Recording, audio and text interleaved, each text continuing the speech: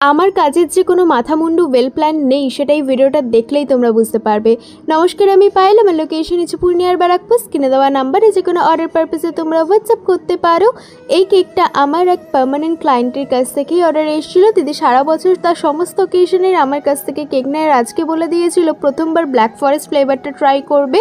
আর দিদি এটা তার বেস্ট ফ্রেন্ডের বার্থডের জন্য নিচ্ছিল। তো ফ্রেন্ডস থিমটা আমাকে রাখতে বলেছিল। আর দিদি সবসময়তেই বলে তুই তোর মতন কর, কিচ্ছু বলে দেয় না।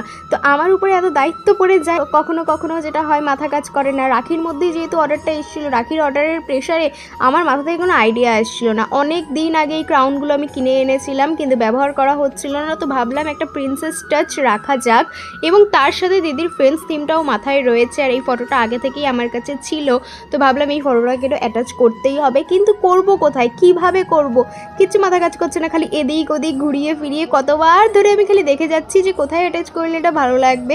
একবার কেকের উপরে অ্যাটাচ করেও দেখলাম যে ভালো লাগছে না।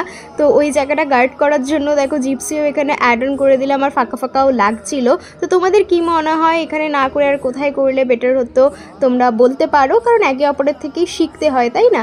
তো এই ছিল কেকটার ফাইনাল লুক। দিদির তো খুব পছন্দ হয়েছে। তোমাদের কেমন লাগলো জানিয়ে। সবাই ভালো থেকো। রাধে রাধে, টাটা।